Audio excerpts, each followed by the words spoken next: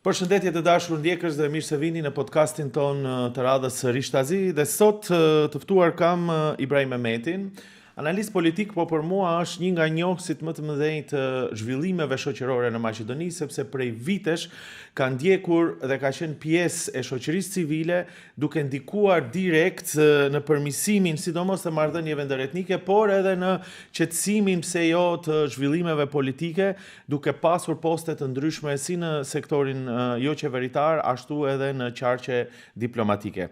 Dhe kam kënaqësi që të flasim dhe të bashkëbisedojmë direkt sot. Faleminderit që je këtu. Faleminderit ty për ftesën. Me qëllim e bëra këtë prezantim në këtë lloj forme Ibrahim Mehmeti, sepse po ndeshemi edhe shpesh edhe jo zyrtarisht kështu jashtë studiove, edhe po flasim kur jemi takuar për një fenomen që po na shqetëson të gjithëve dhe që ka të bëjë me rritjen e madhe të gjuhës së urrëties, sidomos në rrjetet sociale. Ti personalisht ke qenë i angazhuar sidomos në sektorin jo qeveritar, duke bërë produkte të mëdha mediatike, duke ndikuar shumë në mbamendjen e kësaj shoqërie, pikërisht për të ndërtuar ura dhe a pranohesh se është shokante disi për mua, për ty, për brezin ton, ndoshta që përsëri të rikthehet ky narrativ kaq agresiv urrëtës, gati i ngjashëm i atyre si në vitet 90. Po dyshim se është një dëshpërim i madh, një zhgënjim, mund të them, pas gjithë atyre përpjekjeve që i bëj jo vetëm unë, po të gjithë ata përfshirë edhe ty edhe gazetarëve në përgjithësi, për të ndërtuar një mendësi të re, të themi, në Maqedoni, një koncept qytetar ku koncepti nuk jetë vetëm pjesë e ligjeve, por të jetë pjesë e jetës. Dhe kjo ndoshta ka qenë puna më e vështirë, për arsye se në këtë sferë, për të cilën ne flasim, për atë të themi komponentën e butë të ndërtimit të shtetit, ka mungu plotësisht do të kisha thënë angazhime dhe përpjekje e shtetit, edhe instrumenteve shtetërore, qoftë edhe në formë të përkrahjes, në qoftë se nuk kanë pas kapacitetet të themi për të angazhu, kanë mund s'paku të përkrahin këto iniciative, mirë po kjo nuk ka ndodhur. Dhe ne kemi pas baticat e zbaticat në këto paraqitje fenomene shoqërore, mirë po unë kam shpresuar sinqerisht, duke filluar nga vitet 90 kur kam filluar angazhimin tim në këtë sferë, në sferën shoqërore të them, kam shpresuar se me kalimin e kohës gjenerat e reja do fillojnë të praktikojnë një diskurs të ri, një mendësi e re, do të ndërtohet, mirë po kjo nuk ndodh. Dhe tani shohim se ndoshta jemi në një pikë më të ulët që në këto, ndoshta jo 30 vite, po në këtë periudhë 2 dekadash, të marrim marrëveshjen Ohri si një pikë, të themi. Po, thyerje e madhe që u bë. Si një thyerje, po, dhe është dëshpëruese, me vërtetë është dëshpëruese, po arsye për të gjetë duhet shumë punë. E themi vazhdimisht që shteti realisht nuk ka punuar shumë në këtë segmentin e sqarimit se çfarë përbën Maqedonia, dhe shpesh ndeshemi me shprehjet të tipit ju jeni këtu dhe ju si shqiptar duhet ta bëni këtë sepse ne jemi këtu si Maqedonas të parët disi. Jo së fundmi para pak kohë dëgjova një deklarat ku thoshte gjuha shqipe është zyrtare, thoshte një gazetar Maqedonas, por është alternativ. Gjuha e parë është maqedonishtja dhe prandaj ju kredo duhet ta dini maqedonishten. A nuk e kanë kuptuar maqedonasit realitetin e shtetit të tyre, që nuk është vetëm i maqedonasve? Më duket se as pak nuk është i qartë për shumicën e popullatës. Ka njerëz që e kanë kuptuar, po janë pakicë për maqedonasin nëse flasin. Shumica në fakt e trajtojnë shtetin si të tyre, dhe se të tjerët, sidomos kur flasim për shqiptarët, ndoshta jo aq shumë për të tjerët, për këto komunitete të tjera nuk e i llogaritin si me qenë pjesë e shtetit, pjesë e tyre, ashtu të themi në thojza. Mirë po, kur është fjala për shqiptarët, gjithmonë ka një qëndrim ndryshe. Edhe pse ne jemi një popull me një numër të konsiderueshëm, thonë jemi 30%, një tretë e popullatës dhe trajtimi bëhet sikur ne ishim 0.3%, jo 30%. Pse kjo ndodh? Kjo ka ndoshta rënë në historinë, po sidomos pas luftës ballkanike do kishte thënë, po sidomos pas luftës botërore me ndërtimin e Maqedonisë si shtet në kuadër të Jugosllavisë, ku shqiptarët kanë qenë të trajtuar si, të themi, si një lloj armiku i shtetit dhe këtë e kanë shfrytzuar elitat politike maqedonase këtu në Maqedoni për të ndërtuar një koncept të shtetit ku ai u takon atyre dhe shqiptarët gjithmonë janë si në mbikëqyrje në një farë mënyre. Dhe nëse i dëgjojmë edhe to debate për shembull, reagimet në publik, shpesh dëgjojmë kur thuhet se ishte fjala për sportistët para disa ditë. Po, dua ju po. Jetojnë në Maqedoni, a nuk respektojnë himnin, ose nuk respektojnë flamurin. Do të thonë, jetojnë, jo se ne jemi popull shtetëformues, se ky është shteti ynë, njësoj sikur që është i tyre, po se ne jetojmë. Dhe kjo e shpjegon ndoshta këtë probleme që ne ballafaqojmë. Do të thënë, si shpjegohet, edhe prandaj desha me ty ta bëj edhe këtë bisedë, sepse apo je ndjekës, pjesëmarrës, kontribues në zhvillimin e kësaj shoqërie të re të Maqedonisë, që përsëri ekziston narrativi që shqiptarët janë disi si të ardhur, ose trajtohen sikur me qenë emigrantët ton diku jashtë, sepse shpesh e dëgjoj edhe e kam lexuar edhe nga njerëz që i dinë realitetet shumë mirë, kur e bëjnë paralelizmin të tipit, po ja kur shkon ti në Gjermani, ti e mëson gjermanishten. Pse kur je këtu në Maqedoni nuk e mëson maqedonishten, që nuk ka lidhje me realitetin? Po kjo ka disa arsye, për shembull, nëse e kujtojmë atë enciklopedinë e famshme, kur njerëzit të cilët janë truri i shoqërisë në thojse, prodhoi një shkrim të atill, mund ta paramendoj se çfarë mund të presish për popullatës së thjeshtë. Pastaj politika, vitet 90-ta ju kujtohet kur u paraqit vëmëroja me Luça Gergievskin, i cili tani ka ndryshuar shumë, mirë, por në atë kohë ai e prodhoi një gjenerat, disa gjenerata në fakt të maqedonasve të ri, të cilët i bindi se Maqedonia u takon atyre.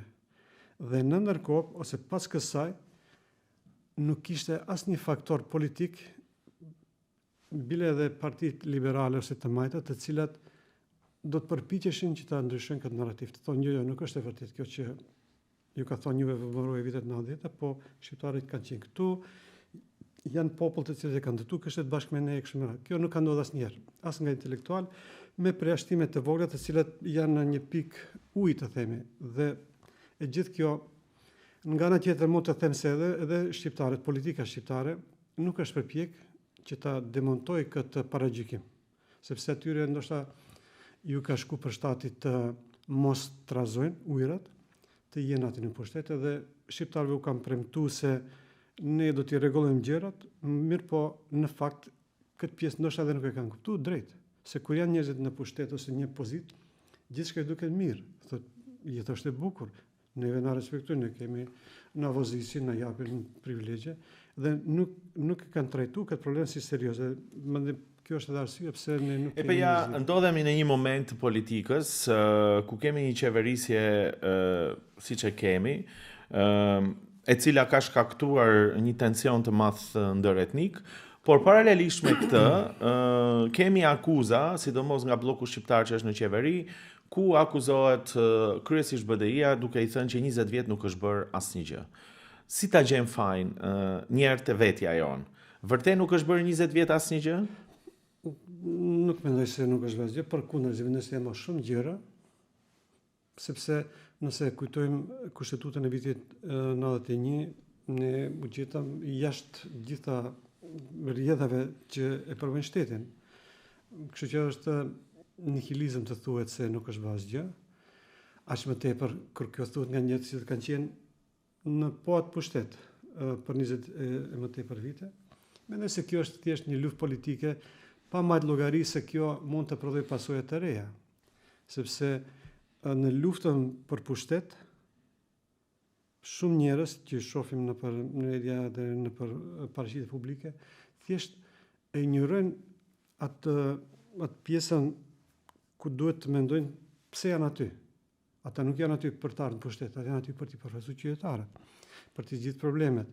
Edhe nëse gjithkohon merre me njëri tjetrin, duke u përpjek me mikroskop, me pinceta ti shohin meritat dhe fajt e tjerit, atëherë çka është puna e tyre? Dhe kjo ndoshta është një prej arsyeve më të mëdha, jo arsye vogël, sepse ne gjendemi si shoqëri në këtë situatë ku fëmijët tanë bashkë shtetasit tanë thonë, po pse ju kur shkonin në Gjermani mësoni gjermanisht, ne këtu ne mësoni maqedonisht. Mendoj se edhe politikanë shqiptar kanë një pjesë të madhe të përgjegjësisë dhe këtu unë nuk do kisha bë dallim në bazë të partive, por mund të themi në bazë të individëve, të cilët kanë qenë në pozita ku kanë mund të bëjnë ndryshimin dhe nuk e kanë bë, sepse partitë janë çështje relative. Ne shohim njerëz të njëjtë ndrojnë parti dhe pastaj thonë se kemi lidhje me atë që ka ndodhur. Kjo është pak një problem i veçantë. Megjithatë, për shembull, nëse do t'i bënim një kritik BDI-s në këto 20 vite, ku kishte një pushtet të konsiderueshëm, ndoshta pushtetin më të fuqishëm që shqiptarët e kanë pas pavarësisë të Maqedonisë. Cila do ishte reale, jo me termat e politikës ditore ku siç edhe e përshkruve ndoshta ja duan të përfitojnë ata vetë, që okay, ajo është betejë e tyre, qytetarët në fund do vendosin kush ka të drejtë, kush ka të drejtë. Por nëse diskutojmë ftohtë, me një realizëm siç shihemi këtu bashk, cila do ishte kritika kryesore ndaj tyre? Kritika ime ndaj BDI si parti në këto 25 vite do të ishte se nuk arritën ta kuptojnë potencialin e shoqërisë jashtë kornizave të partisë dhe njerëzve që janë jashtë partisë. Sidomos nuk arritën ta kuptojnë potencialin e shoqërisë civile si ta tillë. Unë e kam vërret shumë herë dhe e kam thënë kështu në raste ndryshme se një të mirë e BDI-s ka qenë se unë sa e kam ti ke punu aktivisht në gazetari, po nuk kam bërë përpjekje që ti mbisundojnë mediat. Ndoshta jam gabim, po kjo është përshtypja ime, në krahasim me atë që kam bë parti tjera. Dhe kjo është ana pozitive. Mirë, po kjo nuk mjafton as pak, sepse nga ana tjetër ne kemi pas një klientelizëm në media, jo në të gjitha, ku nuk ka pas edhe nevojë për të bërë presion, sepse ata vetë janë ofruar. Dhe kjo rezultati është përsëri ai i njëjti, pavarësisht parasysh sa ka pas as ka pas. Po gabimin kryesor ose lëshimin kryesor e kanë në sferën e shoqërisë civile, sepse këto probleme të cilat ne tani po i diskutojmë, gjuha, kjo lojaliteti ose përkatësia në shtetet dhe roli i shqiptarëve në ndërtimin e shtetit, këtë punë e bëjnë më së miri ata që janë jashtë partive dhe janë më kredibil, sepse ti kur je në parti gjithçka llogaritet si pjesë e agjendës politike. Po njerëz që janë jashtë partive kanë mund të bëjnë edhe kanë bërë shumë punë, po kjo ka mbetë pa dukshme. Edhe mediat nuk e kanë valorizu, sepse janë fokusuar mas partive. Dhe këto e kam thënë kush i sa herë në këto 35 vite sa dalë në ekrane, se gazetarët kanë kompleksin e inferioritetit ndaj partive politike dhe kjo na kushton neve si shoqëri jashtëzakonisht shumë. Nuk them për të gjithë, nuk them për gjithë mediat as për gjithë gazetarët, se ka pas gjithkohon ka pas edhe të tillë, po është një problem serioz. Edhe kjo ishte, domethënë, shoqëria civile ka mbetë si në margjina, edhe pse ka edhe organizata që janë shqiptarë, me dominim të kuadrove shqiptare, që kanë bërë punë të mëdha, po kanë mbetë në ato buletinet që i kanë lexuar donatorët ose i kanë lexuar një ekspert, mirë po jo të bënë pjesë e agjendave ose pjesë e programeve të partive politike. Gjë që do ta ndryshonte këtë situatë dhe ne nuk do kishim të problemin që i kemi. Spaku jo këto për që ne flasim tani. Do të pyes specifikisht pastaj për gjitha temat që kanë dalë, por me që bëjmë një lloj krahasimi, ku gabon kjo elitë qeverisëse shqiptare sot? Tani. Sepse nëse ata e kanë ngulfatur shoqërinë civile dhe nuk i kanë lënë individët ta marrin peshën e vet, pra e kanë politizuar çdo gjë, këto që erdhën për ndryshim, ku gabojnë sot? Pse pikërisht prezenca e tyre në qeveri bashkë me VMRO-n e sjell këtë tension të cilin e flasim? Tash ka një arsye politike dhe kjo është se ata hynë në qeveri me përkrah, si them, sponsorizimin e VMRO-s, gjë që ishte gabim për mua. Ata nuk duheshe ta pranë një sponsorizim publik spaku. Bashkëpunim ka, në gjithë kohën ka pas, edhe gjitha parti shqiptare, dhe kjo është normale ndoshta. Po ta pranësh një sponsorizim ku e thot unë ju edhe t'jem marrë pas ty çka ndodhe dhe këto thonë po ja ne edhe t'jemi, kjo i kushton shumë. Dhe kjo i ka bërë që edhe fuqinë reale që e ka të mos mund ta valorizojnë, ta implementojnë. Aty ka njerëz të vlefshëm në këto parti që tani janë në vlen. Unë kam pas rast të njoh shumë njerëz, ekspert të lëmive, edhe njerëz që këtojnë politikën. Mirë po, ndoshta si gjithmonë në partitë politike, jo vetëm shqiptare, gjithmonë ata që i udhëheqin partitë janë njerëz që nuk i kuptojnë këto finesat të themit, ti shohin njerëz që mund të sjellin vlera, jo vetëm vlera shoqërore politike, por edhe vlera kështu që bën një shoqëri, se nuk është shoqëri vetëm politike, po jo. Dhe kjo mendoj se e bën vlenin tani të duket i zbekt, për arsye se është në ndikimin, po edhe si thush, presionin e VMRO-s që ti realizoj VMRO-ja, do të thënë me fjalë tjera të them, VMRO-ja e përdor ose e keq përdor vlenin për të arritur qëllimet e veta.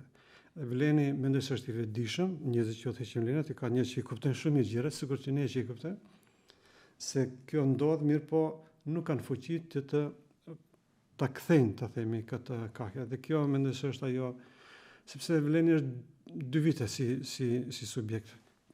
Njerëzit që janë në vlenin mund të flasim se kanë qenë aty me vite në politikë, të gjithë këto që janë në udhëheqësi, mirë po si subjekt politik ende nuk mund të thuhet diçka shumë, po kjo do të thënë starti i tyre ishte i atill që ata i ban të pafuqishëm, i ban të pa dukshëm, të pa respektueshëm, dhe kjo mendoj se i kushton shumë edhe neve si qytetarë, vetëm ata. Tani realiteti është i tillë që gjenden përballë një VMRO-je që përveç se ka një ton të madh nacionalist, me të cilin edhe erdhën në pushtet, edhe me numra dominojnë skenën politike në parlament, dhe ky është realiteti që ne e pranojmë. Por pyetja ime për ty është në këtë kontekst. Nëse VMRO-DPMNE Ibrahim Mehmeti e zgjedh vlenin dhe e ka zgjedhur si partner ideal të saj, duke bërë veprime siç i bën, duke nxit këtë tension ndëretnik, disi e gjuan veten në këmbë, sepse e dobëson vlenin.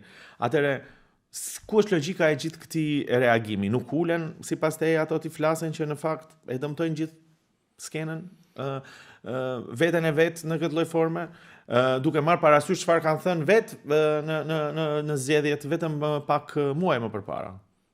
Kjo është shumë e qartë. Mendoj se edhe ata janë të vetëdijshëm, absolutisht jam i bindur se nuk janë njerëz që si kuptojnë gjërat. Unë e them këtë, dhe kam pasur edhe komunikim edhe biseda kështu.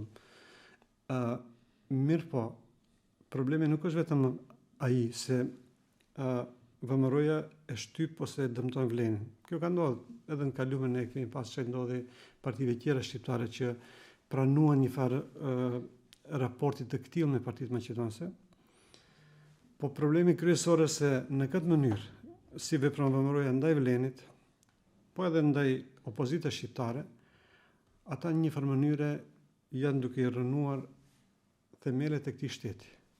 Sepse pa marrë parasysh çfarë ndodhe me raportet ndërmjet VMRO-s vlenit, VMRO-s BDI-s, LSDM-s e kështu me radhë, ajo që mbetet janë ato plagët në shoqëri, plagët të themi po edhe në shpirt do kisha thënë, sepse unë kam përshtypje se Maqedonia si shumica këto që janë kështu të zëshëm në këto fenomene negative kundër shqiptarëve, mendoj se as nuk janë të vetëdijshëm se çka janë të prodhu. Ne tash ishte para disa ditëve në disa media fliteshte se si diçka e tmerrshme se shqiptarët pas kanë filluar të mendojnë se nuk duan të mësojnë maqedonisht. Dhe si është e mundshme, thonë, jetojnë në këtë, po kjo ndodh sepse ju e prodhoni atë. Ti nëse je thush shqiptari se gjuhë jote nuk është gjuhë e përkthyme ose si thati një shembull alternative, Pastaj vetë përfaqësues shqiptarët në qeveri thonë kjo është gjysmë ligji, po është pak ashtu, pak kështu, ku e di unë. Gjithë këto krijojnë pakënaqësi. Ata vetë kur i japin këto deklarata nuk i përjetojnë, por ne i përjetojmë. Unë kam qenë në disa emisione, më ka ndodhur për shembull ku to moderatorë më thonë, po kjo është qëndrimi i partive, kësaj partie, asaj partie. Kjo nuk më intereson. Për mua mundet për shembull Beleni dhe BDI një ditë të ulen dhe thonë ai çka. Hajde ta bëjmë gjuhën shqipe, mos jetë aq, sikur që tha kryetari i parlamentit, mos i irritojmë Maqedonin si tha me këto kërkesa për përdorimin e gjuhës shqipe. Edhe thonë që edhe BDI dhe Beleni pajtohen. Unë nuk do pajtohem. Besoj se asnjë nuk vetoj. Këtë kam thënë edhe në mediat maqedonase se nuk është gjuha pronë një partie ose tjetrës, as e BDI-s, as e Velenit, as kujt. Nuk është prona ime. Se mund të thënë që këti shqiptarë që flasin gjuhë tjera. Po respekti ose mos respekti në këtë rast ndaj gjuhës që është pika më e rëndësishme identitare, ty të krijon një pakënaqësi të gjithë ata që i përjetojnë gjuhën si të vetën apo jo. Dhe kjo është dëmi që ata ja bëjnë këtij shteti duke i përjashtu 1/3 e popullatës nga ajo pasqyrë lojaliteti, se ti nuk mund të jesh lojal, ata thonë se nuk e përdorin flamurin e Maqedonisë. Po ti kur më thon mua, kur thotë je si ardhën me qenë, unë kam thënë edhe këtë e kam thënë. Po ne nuk kemi ardhur me këto gomone në Maqedoni, po kemi këtu me shekuj. Me mija vite, edhe tani dëshmon edhe shkenca, hajtë të themi ne kemi bë fantazira. Tani dëshmon edhe shkenca se shqiptarët janë popull autokton edhe duhet të kenë respektin. Ne nuk kërkojmë tash ato të kthehen ka kanë ardhur, por ne kërkojmë që të na respektojnë neve që kemi qenë këtu. Kjo është e tëra. A jetojnë maqedonasit edhe këtu klasa politike e mbështet këtë me dashje ose pa dashje në një realitet paralel ku vazhdimisht mohon që rreth 30% e popullsisë të këtij shteti nuk e flet maqedonishtën. Pra 30% e këtij shteti përdor gjuhë tjetër dhe kjo nuk ka lidhje me kundërshtimin ndaj tyre, por sjelljet e tyre janë ndonjëherë dhe deklaratat e tyre sikur ata nuk e kuptojnë këtë realitet, sikur janë në një iluzion. Pra a jetojnë maqedonasit në iluzion në krahasim me shqiptarët, me nevojat e tyre, me nevojën e tyre për ta përdorur gjuhën shqipe? Përgjigjja thjesht është po. Edhe unë të jap një shembull nga eksperjenca ime që ilustron këtë shumë mirë. Ju sigurisht e keni të njohur Serin Mahalla jon, unë kam qenë një prej kreatorëve të konceptit dhe kam qenë producent në realizimin e kësaj serie shumë të popularizuar.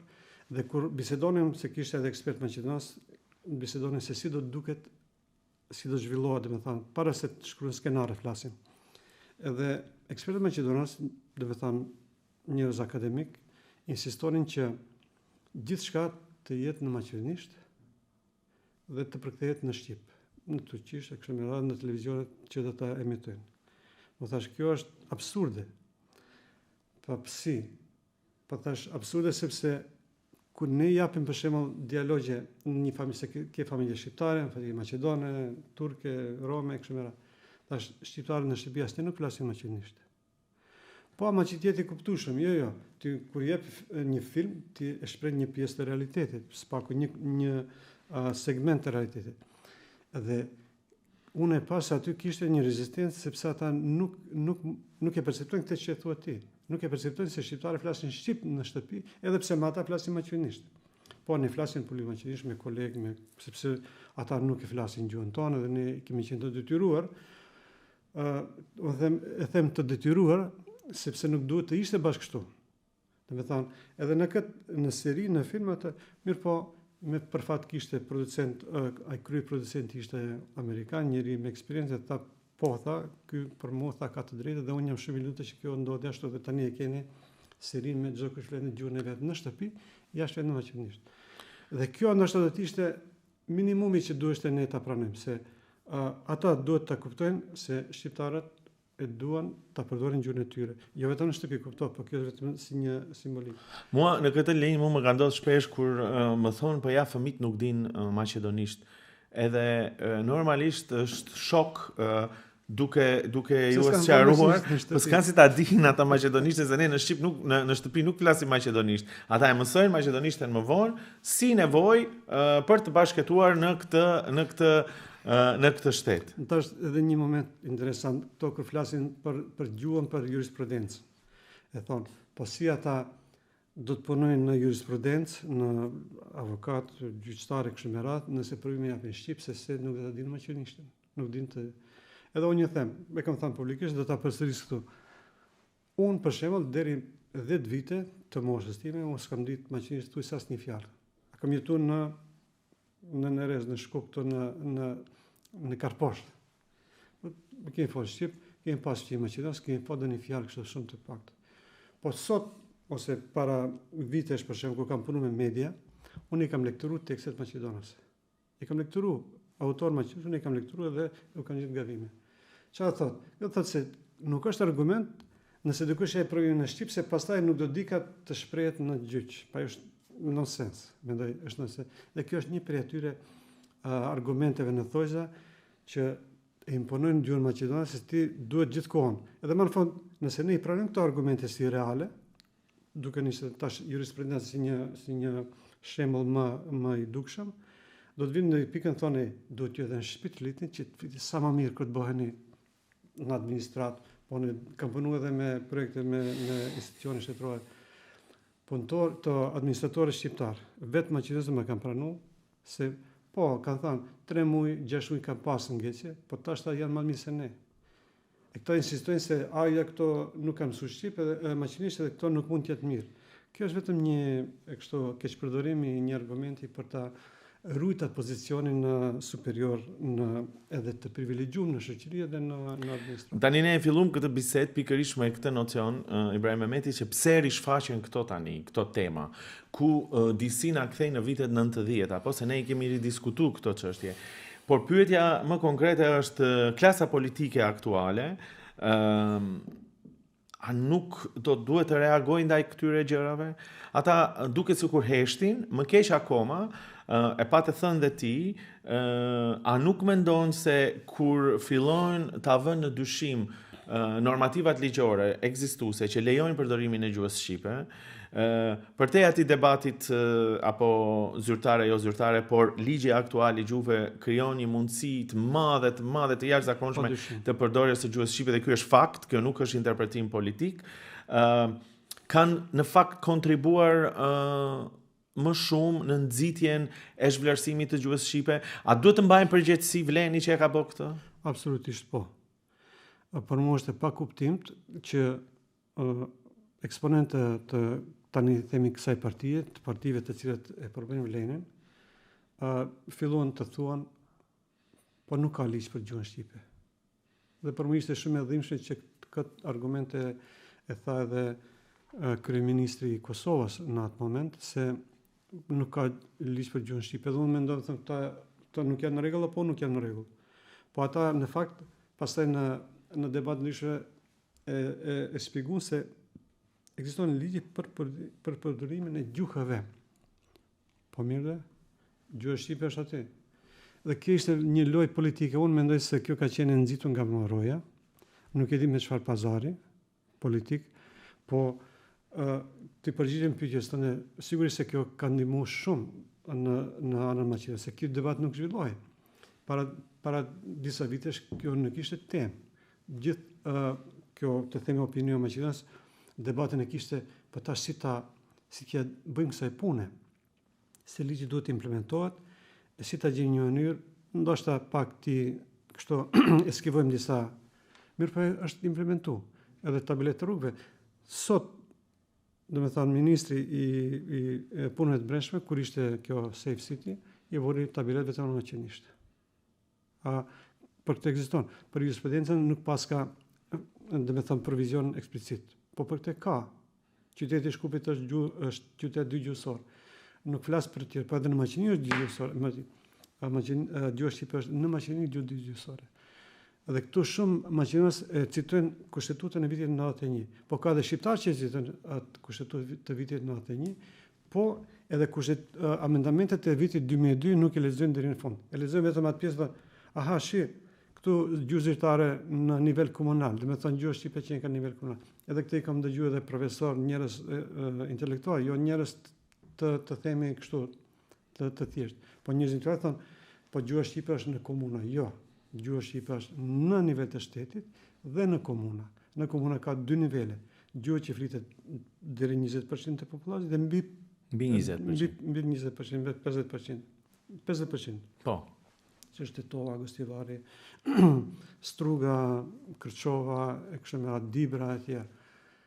Dhe në këto komuna ekzistojnë, do të thënë, standarde edhe më të larta për përdorimin e flamurit e kështu me radhë. Dhe këta e njërojnë këte. Do të thënë, marrin atë pjesën më. Pse? Maqedonës edhe mund t'i kuptoj se dëshirojnë ta minimizojnë, do të thënë, këtë temë, ta bëjnë sa më të kështu. Po shqiptarët, edhe këta që e kanë sjell ligjin. Njerëz që kanë sjell ligjin dhe që janë lëvduese e kanë sjell ligjin, e thonë po nuk ekziston ligji. Po nuk ka ligj për gjuhën shqipe. Po çfarë ligji? Ka ligj për gjuhën. Kjo është mendoj tragjikomike është. Edhe mendoj se po ata kanë ndikuar që kjo temë të bëhet kaq e madhe dhe ne të mirëmi edhe studentët tash të kenë droje se a do të arrin afatin që të japin provimin apo do të humbin vitin. Sepse ata janë përcaktuar se ne do të japim në shqip. Edhe tash këto thonë ama nuk ka ligjeve, me thënë është me të vërtet një rast shumë i... E përmendë pak më herët, edhe shkon ky debat në esencë e asaj se çfarë prodhon ky diskutim dhe ky tension. The që ndoshta e lëkund marrëveshjen e Ohrit. Dhe pyetja ime për ty është, a është e vetëdijshme klasa politike në përgjithësi se në qoftë se krijon tensione të tilla, ku thuhet që asgjë s'ka funksionuar apo gjatë gjithë kohës, ose ku thuhet që nuk ka zgjidhje të dukura, në fakt këto janë zgjidhje që janë prodhuar nga marrëveshja e Ohrit dhe ne e pranojmë që jo çdo gjë është zbatuar, por në letër ekziston. Atëre apo hym në një terren ku do kërkohet një marrëveshje e re dhe kanë këto kapacitete të krijojnë një situatë të tilla? A është kjo ideja të lëkundës status quo-ja? Po ashtu duket. Nëse shohim hapat të cilat ndërmjet qeveria dhe këto iniciativat për shfuqizimin e neneve të ligjit, të kushtetutës, dhe ato nene dhe po të ligjit dhe të kushtetutës, të cilat faktikisht gjuhën shqipe e fshin nga skena politike dhe shoqërore e Maqedonisë së Veriut. Po atëherë çka? A mendon se do ta pranojnë atë? Unë nuk besoj se do ta pranojnë atë pozitë, thonë, ok, votoj ajo gjykata kushtetuese, në rregull s'ka gjuhë. Nuk mendoj se kjo do të ndodhë. Kjo vetëm do t'i radikalizoj njerëzit, edhe kjo që tani fillojnë mediat maqedonase thonë, shqiptarët pas kanë filluar të bile disa shqiptare promovojnë këtë tezë, pse unë se kam dëgjuar nga dikush kështu të thotë në mënyrë eksplicite se shqiptarët nuk do ta mësojnë gjuhën maqedonase më tutje. Po ndoshta kjo do të jetë reagimi, se ti e detyron të reagoj. Nëse pret në shekullin 21, pas gjithë asaj që ne kemi kaluar, gjenerata ime, gjenerata jote ndoshta pak si më e ri dhe gjenerata e fëmijëve tanë, edhe nëse dikush mendon se gjitha këto ne të lamanësh dhe të fillojmë prej ku kemi qenë në vitin 48, atë themi ose 56, atëherë ka gabim se ne do ta lejojmë që të kthehemi prapa, ose vitin 85, më shkojmë në 89, kur u bë faktikisht shfuqizimi, se unë ju tregoj edhe Maqedonëse me shok që i kam. Unë dëftesët e kam pas shqip, vetëm shqip. Pastaj u bë shqip dhe maqedonisht. Shqip maqedonisht, pastaj maqedonisht shqip dhe pastaj vetëm maqedonisht. Do të thonë kemi një tranzicion të komplet armiqësor ndaj gjuhës shqipe për mua. Sepse e ke pas shqip maqedonisht, maqedonisht shqip, maqedonisht. E si duket kjo normale në shekullin 21, edhe gjithë kjo pas marrëveshjes së Ohrit, të cilën e kanë nënshkruar vetë ata.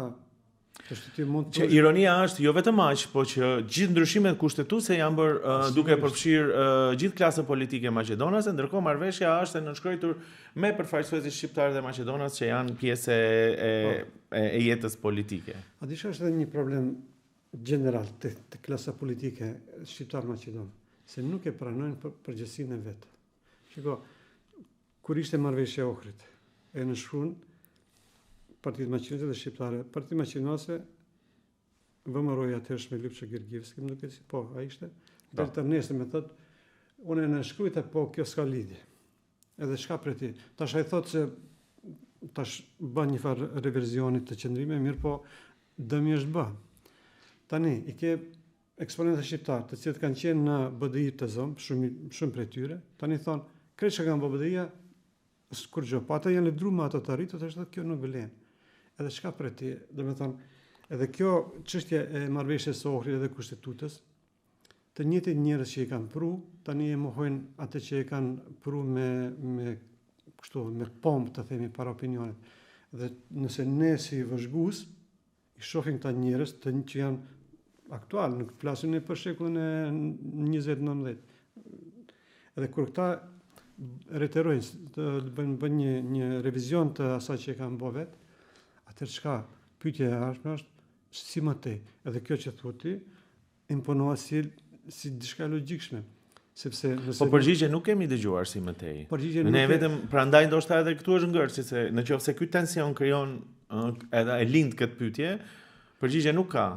Kjo është edhe kërkon edhe debat, sepse ndoshta Partitë Maqedonase VMRO-ja tani që është me atë forcë edhe që e ka një përkrahje, që themi një atë ajrin pas shpinën që e shtyn përpara, ndoshta ju përgjigjet të bëjnë një marrëveshje të re, duke përdorur forcën që e kanë, duke pas një partner të cilë nuk e lëshojnë prej dore, edhe nëse ata përpiqen të hiqin, të themi vlenin thotë ne do largohemi, ato thotë jo, sepse e kanë krijuar një simbiozë e cila prodhon rezultate për ata, rezultate të volitshme. Edhe ndoshta ata do të përpiqen që të harrojnë këtë status quo të konstelacionit politik, me qëllim ndoshta edhe të bëjnë një marrëveshje të re që të jetë më e këndshme, të thojë për ata. Po hyrja në një moment të negocimit të ri nuk do të thënë se fiton ai që e mendon se do fitoj apo jo, se ajo është ndeshje pastaj. Vetëm e them se kjo mund të jetë shpjegimi, sepse ata i bëjnë gjithë këtë, ndoshta dëshojnë ta prishin këtë, e thonë ata sigurisht nuk janë as ne të mendojnë se shqiptarët do rrinë vetëm ashtu, por të thonë shqiptarët kur kërkojnë të themi respekt ose ku di unë zgjidhen, ne thonë okay, tash do t'ju ofrojmë, kjo është hipotezë apo, ju ofrojmë juve një marrëveshje të re, po do ta bëjmë me vlerën se këta janë përfaqësues shqiptarëve, se VMRO-ja nxori tezën pas zgjedhjeve parlamentare se Vleni është përfaqësues shqiptarëve, se ka 100% vota shqiptare, ndërsa Fronti Evropian ka vota për zgjidhje. VMRO-ja qenë entuziaste për pastërtinë e votave, mendoj është një absurd. Dhe kjo tregon se sa delikush kanë përpjekje tyre për të manipuluar edhe Vlenin, sepse vetë Vleni e din se kanë marrë vota nga të tjerë, dhe se kjo, a din çka është kjo, ku është ndër themi ajo kuptimi i kësaj që thotë VMRO-ja se Vleni ka vota shqiptare dhe i profesionale. Kjo thotë se shqiptarët nuk mund të kenë potencial që dikush t'ju bashkangjitë atyre, t'i përkrahë politikat e tyre. Po VMRO-ja ka krejt partitë, turk, rom, vlev, po ata kanë të drejtë sepse ata janë popull shtetëformues. Dhe sa ne si popull, si e mendojnë ata, nuk po e them, ne duhet vetëm të votojmë ne për ne.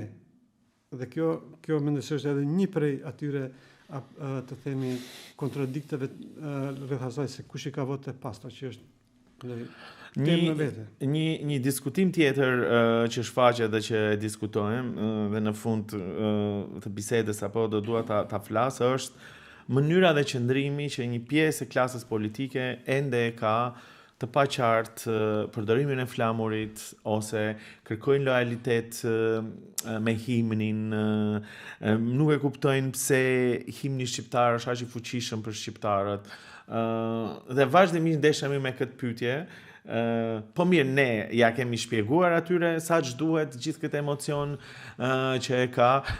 Madje Adriani që është kolegu im këtu më tha një ditë, ti tha vetëm i bën këtë pyetje, po unë tha nuk kam dëgjuar një Maqedonas t'ia bëj pyetje Maqedonasve, po ne shqiptarëve ja kemi shpjeguar sa duhet këtë çështje.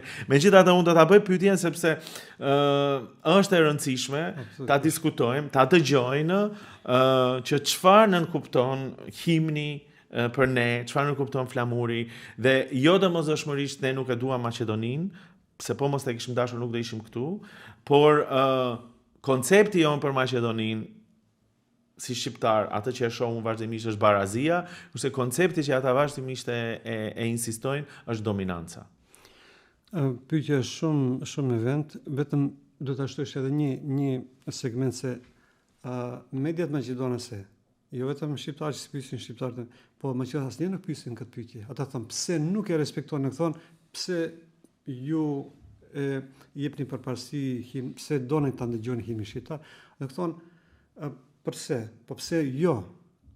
Pse nuk e keni vu flamurin maqedon, pse nuk e keni ndëgjuar himnin? Nuk e intereson.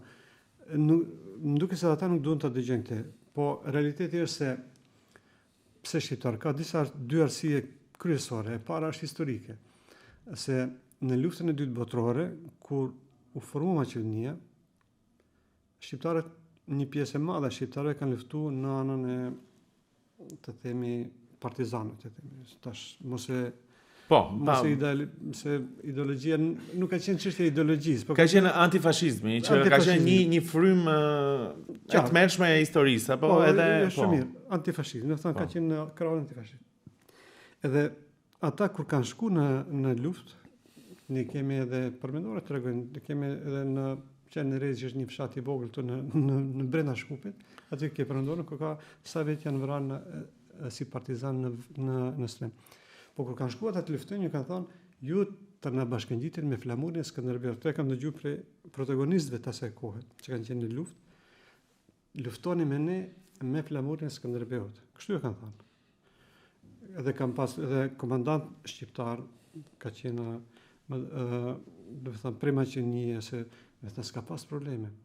Kur ka përfundu lufta, kur formohet Jugosllavia e re, që i thonë, shqiptarët përsëri kanë qenë të ledhatum. Këtë e kam dëgjuar nga protagonistët përsëri, si janë pak me vjetë, kam rrihet gjenerat që kanë qenë të rritur në atë kohë. Edhe gjua shqipe ka qenë krejt, do të thënë në çdo nivel e ke pas. Unë në bashkinë lokale të fshatit Kunit, ku kam lind që është pjesë e Karposhit tani, dokumentet bashkia lokale ka dhënë në Shqip, me vullë në Shqip edhe gjithka. Është e vullosur në dokument, e gjeta rastisht dokumente e babit tim. Dhe me kalimin e kohës, kjo ndryshon. Do të thonë, një është historike pse shqiptarët, sepse ndihen, edhe unë e ndjej si legjitime ta përdor edhe flamurin, pse nuk jam njëri që i ballvi shumë flamur, po kur e kam flamurin e mbroj. Edhe në përdasme, për shembull, është një traditë që duhet ta mbrojë flamurin. Se flamurin ne e përjetojmë si flamur i kombit, nuk është flamuri i shtetit, sepse është para formimit të shtetit. Apo. Kjo është edhe një teori që shumë pak e pranojmë, po kjo është për ne relevante. Po edhe mos jetë kështu, fakti që shqiptarët këtu në Maqedoni edhe në Jugosllavinë e tashme kanë luftuar me atë flamur, edhe kanë qenë të ftuar të luftojnë me atë flamur, kjo flesa ajo është legjitime. Himni, do të thonë, nuk kuptohet as pjesa. Tani kjo pjesa e dytë është edhe ligji e parashef. Do të thonë ti me ligje ke të lejuar, edhe është një liri se të ne maten flamut, për ti ke shtete, ti Nazim ke shteti besoj shumë. Ti ke parë në një shtet ku sta merr me një gjë një flamur që nuk e din çfarë ku është ai flamur. E ka vënë në balkon për shembull, e ka qip. Askush nuk shon ti bëj fotografi. Po edhe në Maqedoni, nëse shkon në disa pjesë të Maqedonisë, për shembull në këto pjesën në veri, si vjen veri perëndimore, ku jeton popullat e serbe, unë ka rarë në kuadrat e zgjedhjeve si vëzhgues kam qenë disa zgjedhje. Po, edhe e përdorin. Jo që e përdorin, po çdo kund është, po askush nuk asë pas një mediat bëjnë fotografi. Do të thonë është një fushat, është një tendencë, nuk është problemi i flamurit ose i himnit, po është tendenca. Edhe kjo se si mundesh ti në shtetin tim ta dëgjosh himnin në shtetit tuaj. Po, pra nuk është shteti jon. Po nuk është, se ata kjo është logjika. Po, nuk e bëjnë se ne jemi pjesë e këtij shteti, ne kemi ndërtuar këtë shtet dhe ky himn na përfaqëson neve, ne respektojmë himnin e shtetit, me atë që ky himn duhet të ishte pak më ndryshëm, sepse nëse flasim realisht, nëse dëshirojmë të bëjmë një shtet tamam modern dhe përbashkët, ti nuk mund të flasësh për gjithçka Maqedona dhe thosh ju do ta trini gati këto. Po, nëse ti më respekton, ndoshta do të ndihem keq nëse nuk e, po kur ti më shan, më ofendon, më nënçmon, më zhagmon si e thomi ne, atë pse për që unë të edhe këta studentët deshkat me flamurin maqenisë protestojnë për asnjë gjuhë shqipe. Ndaj shtetit i cili u mohon këtë drejtë, është pak absurde apo jo? Në fund, në këtë kontekst, dua të të pyes edhe për gjithë reagimet që u shkaktuan ndaj qëndrimeve që disi mbajti ambasadori i Shqipërisë Mejdani. Dhe pse e bëj këtë pyetje?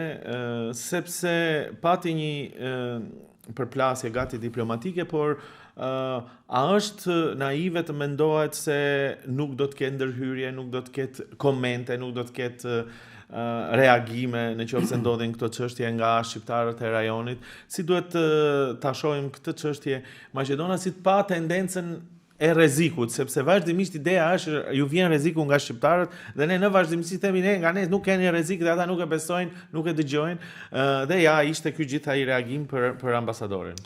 Do të shkojmë edhe një vend më të problemit, se kur ata thonë se ju jeni në shtetin ton dhe nuk na respektoni flamurin, himnin, por nga ana tjetër ne në kushtut jemi pjesë e popullit shqiptar apo jo? Mirë, po ata thonë jo, ky nuk është shteti juaj, më jeni tonat. Sa është thonë? Makedonski albanci, shqiptarët e men. Ndërsa për maqedonësit që janë në Shqipëri, që janë disa mirët, kam shumë respekt për ata njerëz si individ. Ata nuk thonë albanski dhe makedonci, po thonë makedonci, apo? Po është logjika, do të thënë. Kur ti ke një popullat 30% në shtet, po ti në Maqedonin perëndimore ne sa e kam dëgjuar prej disa njerëz që mirën me këtë temë, ne jemi mbi 50% në këtë pjesë të Maqedonisë. Edhe ti ta trajtosh këtë popull si me qenë kurkushi, se sikur nuk ekziston, edhe sigurisht janë tonat, është nonsens. Edhe kjo e shpjegon edhe këtë se ata nuk e kanë prit reagim se pse të reagoni ju ndaj shqiptarëve tonë, se këto janë tonat. Edhe pse nuk janë në shtetin e tyre, po janë tonat. Do të thonë është një perverzion kështu politik. Për mua sjellja e ambasadit Mejdani ka qenë shumë e matur, shumë e civilizuar. Ki pa dhe ti sigurisht edhe gjithë opinionet kanë pasaj, është përpjek gjithkohë ndërtoj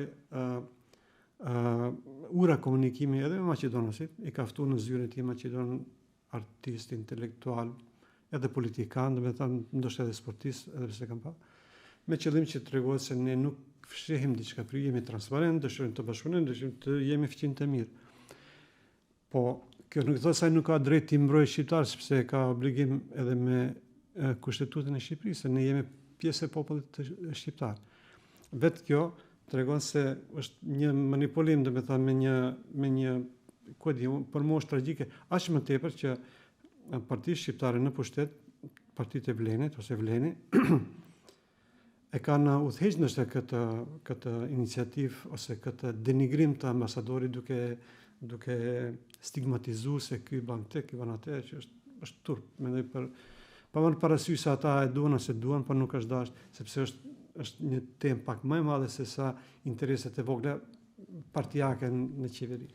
Duhet ta përfundojmë këtë bisedë me këtë pyetje, sepse sigurisht mund të diskutojmë edhe shumë gjatë, por do kemi edhe mundësira të tjera. Por ajo që ndoshta vihet re edhe ndoshta lidhet me këtë fillimin është që shoqëria dhe shteti nuk kishte një kujdes për këto raporte.